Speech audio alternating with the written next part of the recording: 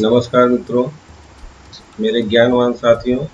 आज हम कक्षा 5 के संस्कृत का प्रथम पाठ अध्ययन करेंगे, जिसका शीर्षक है मधुरा प्रातः वेला। मधुरा मतलब मीठा, प्यारा, और प्रभात वेला मतलब अर्ली मॉर्निंग, यानी कि सुबह का समय।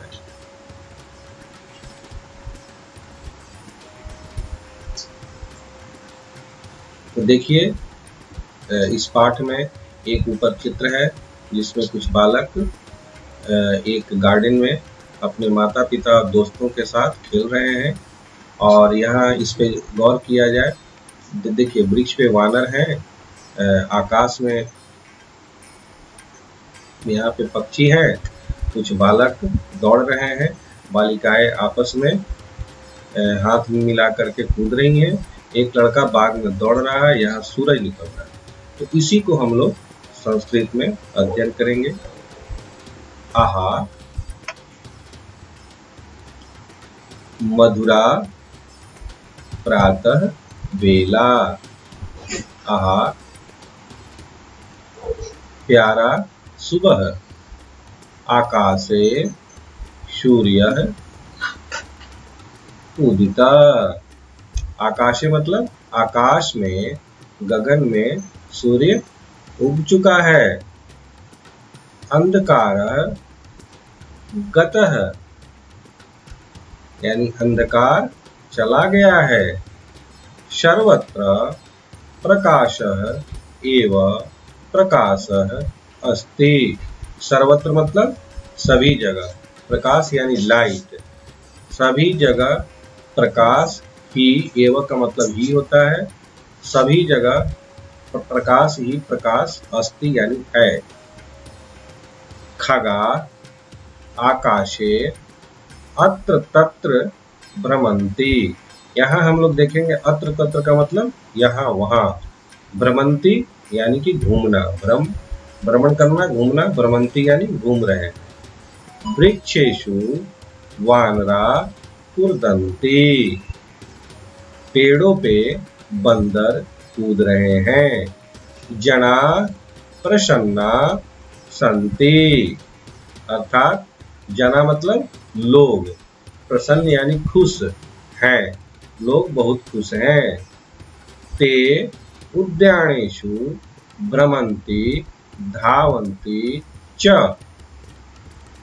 लोग सुबह सुबह बाग में मॉर्निंग वॉक करते हैं, इसी के बारे में कहा जाता है कि वे उद्यानेषु यानी कि बगीचे में, उपवन में, भ्रमन्ति टहल रहे हैं और दौड़ रहे हैं। बाला यानी लड़कियां, अपि यानी कि भी, उद्यानेषु क्रीडन्ति यानी लड़कियां भी उद्यान में खेल रही हैं।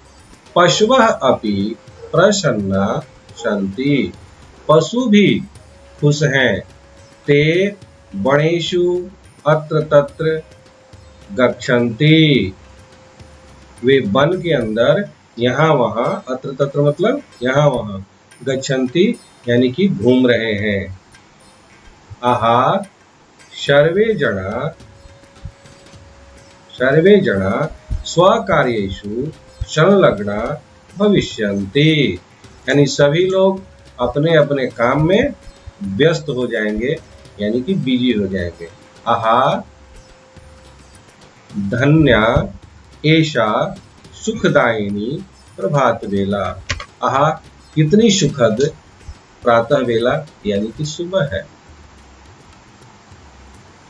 अब यहाँ हम लोग एक बार शब्दार्थ देख लेते हैं, पहले भी आपको समझाया। मधुरा मतलब सुहावनी, प्लीजेंट।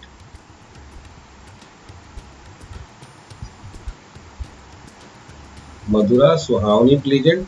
अस्ति का मतलब है, अत्र तत्र यहाँ वहाँ, सन्ति बहुवचन है यानी कि आर, ते का मतलब वे, दे, अपि भी, और सर्वे का मतलब सभी, सब, स्वकार्येषु यानी अपने काम में, ऐशा जो कि यह का स्त्रीलिंग रूप है, यह हमारे इस पाठ के शब्दार्थ हैं।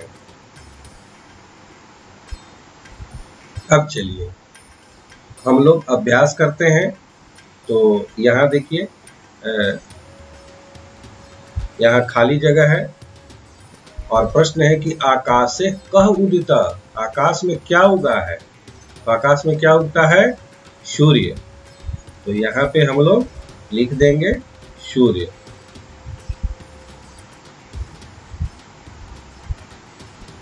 सूर्य। दूसरा प्रश्न है आकाशे उड्डयन्ति, आकाश में क्या उड़ते हैं? अभी आपको क्या दिखाई दे रहा है? तो आकाश में खगा,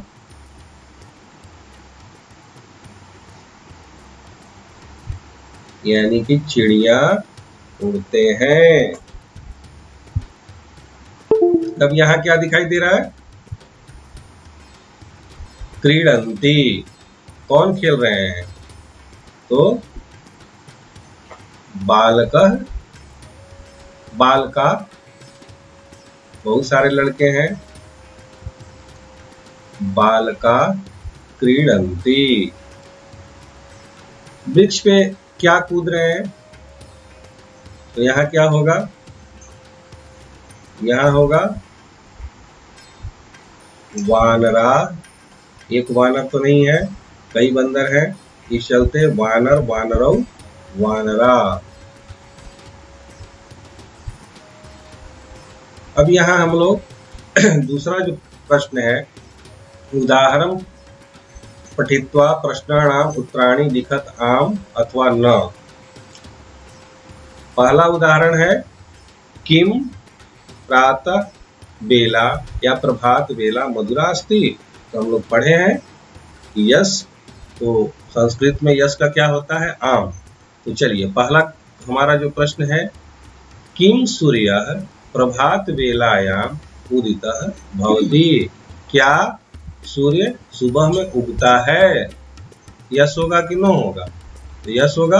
तो यश के लिए हम लोग लिख देंगे आम। चलिए दूसरा प्रश्न, किम प्रातः वानरा अपि प्रसन्ना भवन्ति, क्या सुबह सुबह बंदर खुश है? यस या नो? यस। तो आम।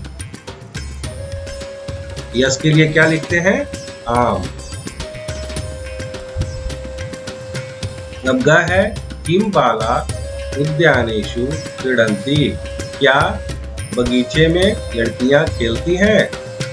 हाँ, लड़कियां तो खेल रही थी। तो इसका भी उत्तर होगा आम।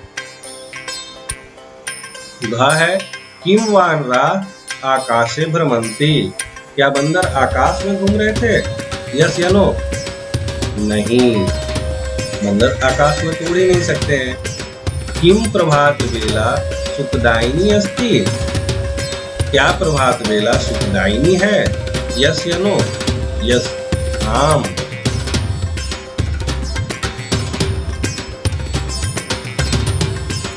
अब देखिए, चित्रम दृष्ट्वा वदन्तु लिखन्तु च सत्यम असत्यम वा, यानी कि चित्र को देख करके नीचे कुछ हमारे पास प्रश्न है, उनका उत्तर ट्रू या फॉल्स में देना है। अगर ट्रू है तो सत्यम, फॉल्स है तो असत्यम लिखना है। जैसे देखिए एक एग्जांपल दिया है, सूर्य उदितः अस्ति, तो सूर्य तो जरूर उदित हुआ है इस पिक्चर में, तो क्या होगा? सत्यम। दूसरा है वानरा वृक्षस्य अधः सन्ति, वानर वृक्ष के नीचे हैं। असत्यम।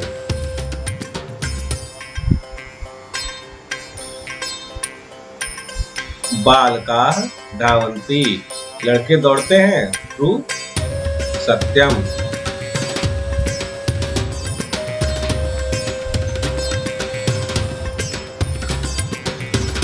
पुष्पाणि सन्ति, क्या इस चित्र में फूल खिले हुए दिखाई दे रहे हैं?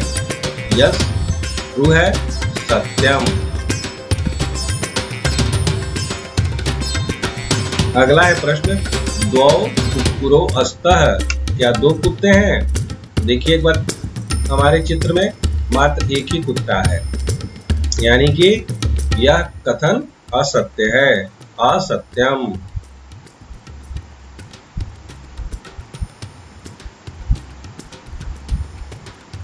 चलिए अब लिखना है, चौथा हमारा प्रश्न है कि चित्रम दृष्ट्वा वदन्तु आम अथवा न किम चित्रे। तो हम से प्रश्न पूछा जाएगा पिक्चर देख करके, पर्वता अस्ति, पहाड़ है, आम, नदी अस्ति, नदी है, आम,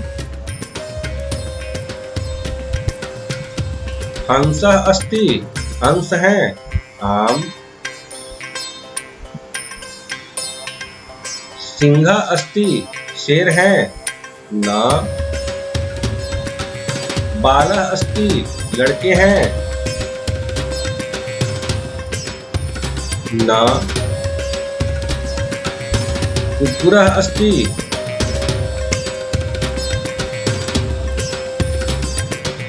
कुक्कुरः अस्ति, न,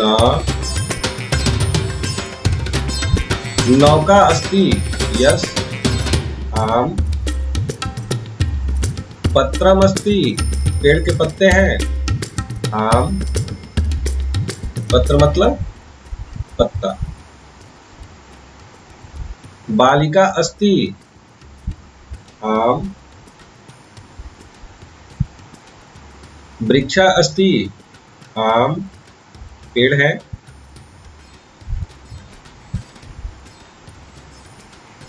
अब है पांचवा जो प्रश्न है, उपरि दत्तम चित्रम दृष्ट्वा नामानि लिखन्तु। यानी चित्र देख करके, यहाँ चित्र में क्या दिखाई दे रहा है? चंद्रः,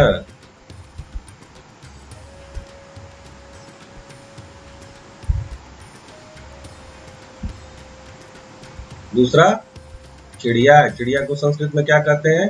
खगः। चलिए, ग है, यह क्या है? बोट है। नौका, क्या कहते हैं उसको? नौका।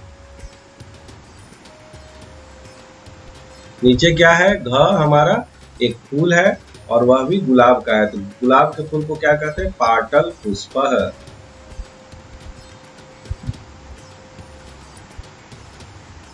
चलिए, अंग में क्या है?